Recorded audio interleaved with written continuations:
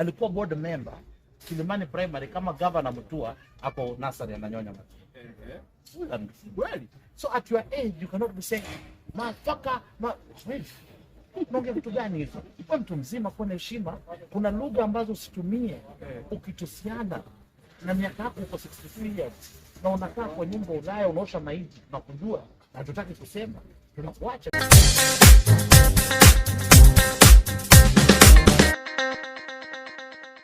Vipi mtu wangu wangu? Sisi tunasema kama kawa, kama dawa, kama chawa. Rudia hivyo. Kama kawa, kama chawa, kama dawa. Wacho nimesema kama kawa, kama kawa, kama dawa, kama dawa, kama chawa. Kama kawa, kama dawa, kama chawa. Toa kodi babu.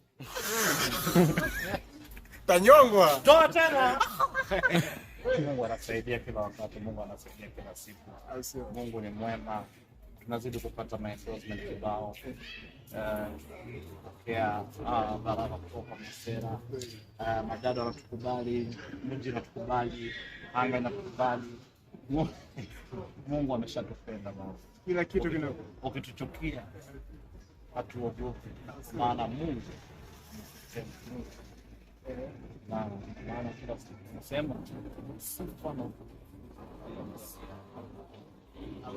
sifa na shukrani. Tuna maadui wengi kwenye muziki, kwenye siasa, huko pia tunapigwa vita left right center.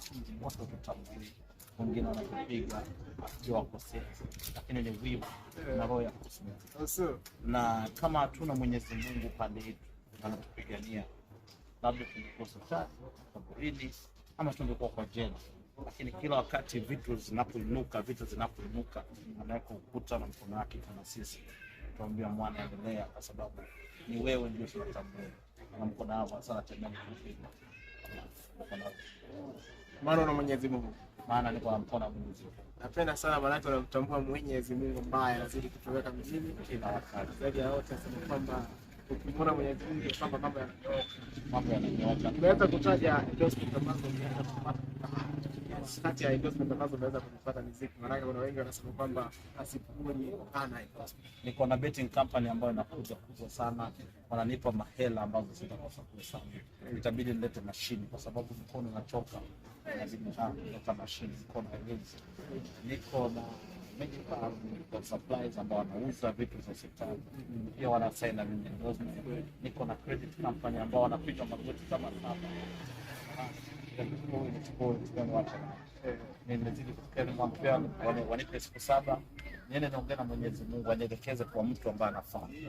Kila wakati mimi kabla sijafanya shughuli na wewe kaa ukijua kwamba lazima niombe Mwenyezi Mungu. Hata kabla sijafanya interview na wewe lazima Mungu anielekeze, aniambie cheke fanya na huyo jamaa, na Mungu akiniambia kata nifanye naye sifanye, kwa sababu vita sio za kimwili, vita ni za kiroho. Hizi za ndani. Bwana, tukizungumzia za ndani, hivi leo tumemwona mshikaji fulani ambaye kama Branchira amekamatwa na Zahari amkamata akamtia ndani, leo wanakuwa kotini. Je, unahisi kwamba ni vizuri kufanyia mwingine hivi ama itakuwa? Wote naweza kusema kwamba mkuki mzuri kwa nguvu la binadamu anaweza kuwa na madhaifu na mapungufu yake. Kama Branchira ni mtoto mdogo ambao pia ni mdogo kinyaka, anaweza kuwa leo na simu kwa excited na kaongea mambo ambayo na ikamfanya mwili yake kulala kwa sense kwa mimi kama nikisema na masuala ndio na ningeomba Branchira bila alifanya aende live on air aseme kwamba nilikosea mtoto wa kike yao na regret mambo ambayo nilifanya, na kwa vile nilikuja live pia nimerudi live kumuomba msamaha na kumuomba dada yangu kutoa kesi kotini. Akishafanya hivyo Wakenya ni wale tu, wale Wakenya ni wale watu ambao wakifanyika kitu wakiona na wameona umekubali na umenyenyekea wanakusupport. Na kama dada yetu ataendesha vita basi pia Wakenya ni wale wanafanya. Lakini kwa sasa hivi huwezi kuambia nani Aziada kamsamehe dogo na dogo kamtusikosha. So mimi na busara na hekima naomba mwambie naomba msamaha na ninaomba kuishi mara tatu. Ondoa kifitini, tuishi kwa amani na tuishi kwa upendo. Hizi issue hazifai kudiscussiwa, hata yeye namwambia asidiscuss issue na explain kwa kamera kama kwa court, kwa sababu tena hiyo ni mambo atanyang'anywa cash back na mwelimisha kama mtoto mdogo mwenye ni kama mdogo kama all life. Most of the time we don't talk about personal issue, especially kuhusu maneno za ndani, kulala. Unapatiwa point. Sisi tunapiga za ndani na siku zote tunapiga za ndani na tunasema kama watu wanajihisi ni wanaume waende kutini, kwa sababu tutakwambia tumekwambia na heshima na taadhima. Hatuwezi tusi mtu wako, hatuwezi mtu wako, hatuwezi kutusi vitu zako ni havifai, kwa sababu maisha lazima iendelee. Hivi ya tasnia ya nini? Ya muziki na kisiasa na usanii. Au sio? Bwana, kuna mshikaji fulani ambaye anajulikana kama Andrew Kibe alipo address ni issue ya branch hiyo, anasema kwamba kwenye mtandao ukitusiwa tukana na kuchapa. Andrew Kibe sio mtu anafaa kuongea, ni muoga kaepa kaenda wapi Ulaya. Number 1 ni coward. Anatusiana kama kwa kitu pale. Anaweza kufia juu yake. Anatusiana na hana mwelekeo, na tunajua kwamba if you are a woman, ongeza upuzi kama umesimama hapa. Unapata point. Ongeza upuzi kama umesimama hapa. Ukiongeza ujinga kama uko huko nje, zinaleta ujinga tofauti, kwa sababu watu wanajua ni kawa. Kama ni mwanaume, sisi tunaongea hapa kila siku. Mbona watu hawajakuja kushukuru? Kwa sababu gani? Tunajua, tunaheshimu manyumba za watu. Wewe uweze kuongea miaka hapo ni 62. Umwachana na Gachagua na miaka kidogo, na hata Gachagua by the way, mimi nakwambia kuhusu Andrew Kibe, hizi ni za ndani check. Andrew Kibe alikuwa board member Kilimani Primary kama governor Mutua hapo Nasari ananyonya maji. Really? So at your age you cannot be saying motherfucker, unaongea vitu gani hizo? Kwa mtu mzima kwa heshima, kuna lugha ambazo usitumie ukitusiana na miaka yako uko 63 years na unakaa kwa nyumba Ulaya unaosha maiti na kujua na tutaki kusema, tunakuacha tu. Kama you are a man now, come and abuse people when you are here. Au ni kawa na ule jamaa mwingine mshikaji mwenye anapostingi watu, babu mimi nakwenda street kuanzia asubuhi mpaka jioni, enda hivi rudi hivi. Kama una beef njoo tuzinguane kimkono, tuzinguane kwa maneno, tuzinguane kikoti. Tuna uwezo kuhakikisha rais cheka kadabu baba spida cha rais. So Andrew Kibe sio mtu namleta hapa. Andrew Kibe inafaa kuwe anaongea na watu ambao ni rika yake, na watu ambao ni rika yake. Kuna mzee mmoja anaitwa Washira ambao alisoma na Andrew Kibe class 3. Washira hapo 64 sasa hivi. Huyo ndio rika yake ambaye anafaa kuongea na yeye, lakini hafai kuongea na watoto wenye ni wadogo kwake. So ndugu yangu, tukiongea vitu ambazo ni za maana, Songa kikuwa Nasari, Andrew Kibe anakuwa anafanya form 4. Mike Mube Songa wangu zamani shehe anafanya form 4 ndio aingie form 5 na form 6. Unapata point? Na alianguka kufanya form 5. Hizo za nani shehe? Mbona unashtuka na roho? Kizungu yule mwana anaroroa. Anaroroa kwa nini? Si mtoto mpumbavu tu amelelewa hapa hivi kwa maziwa ndugu yangu. Jamaa akakuwa pasta. Akasindika. Akamaliza kuwa pasta, akaenda akakuwa nini? Mwanasiasa akasimama, aanguka. Shehe. Kamaliza akakuwa radio presenter, akafeli. Sasa hii kazi ya nafaa ndio imemsaidia sana, ni kuosha maiti. Hiyo ndo kazi anafaa kuwa nayo. But usikuwa muoga, kaa Kenya. Ukutambue cheke. Watu wengine labda nyota yake haiko Kenya. Yote kama kufanya kwamba yule ni babu kumuongea. Andrew Kibe akipata leo msichana, aende naye kwa nyumba. Haezi ambia msichana kwamba please baby turn. Anamwambia badilika kama ni kulaani. Andrew Kibe anakulaani wewe.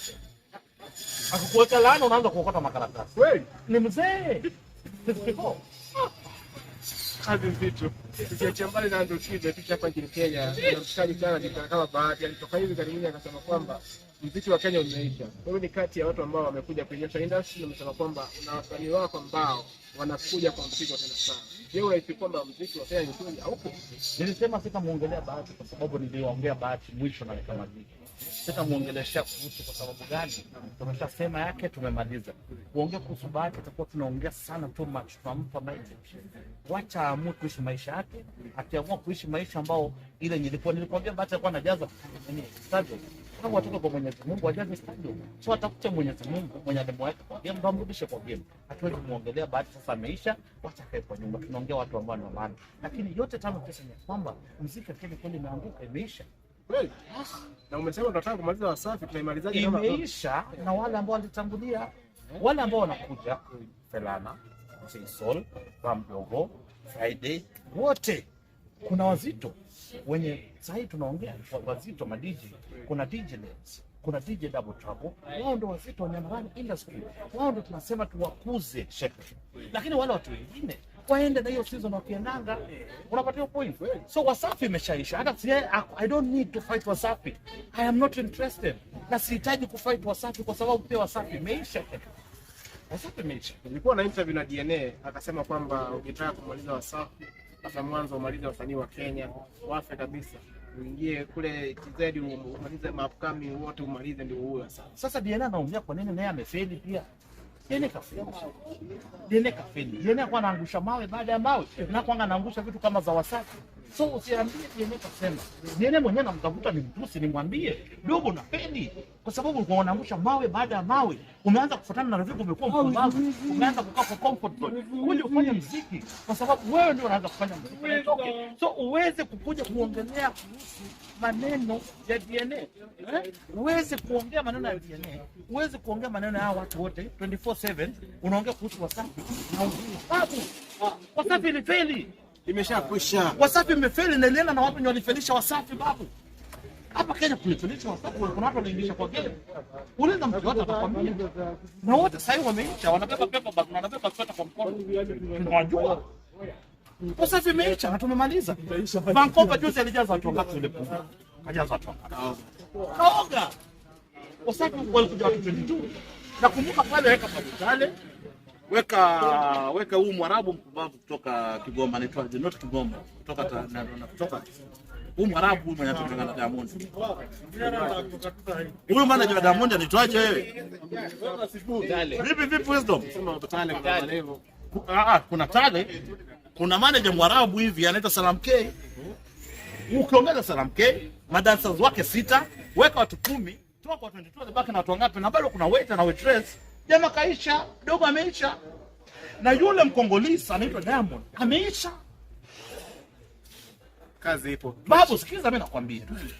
Wasanii ambao wako sahi Tanzania, ambao ni wa Tanzania kukua. Wao ni wa Tanzania. Baraka the Prince, jamaa anaitwa Mario, Jux. Hao ni wasanii ambao ni wa Tanzania kiasili. Diamond ni Mkongolisi ambao walikuja kuishi Tanzania, ambao mbegu yake tunajua babu yake tunamjua ni nani, hatuwezi kusema. Kofi na nyanya Diamond ni watu kitu kimoja. Sasa usiniambie kuhusu muziki ya Tanzania na tawala. Si ila hali tunajua Diamond ni Mkongolisi. Kwa hivyo views zake zinatoka. Anko yake mmoja tunamjua anaishi hapa, alitoka huko alikimbia kwa sababu ya vita, anaitwa Kutulu. Hapa anaishi wapi? Za ndani hizo babu. Hakuna kitu ambao anamsikia. Yule ni Mkongolisi.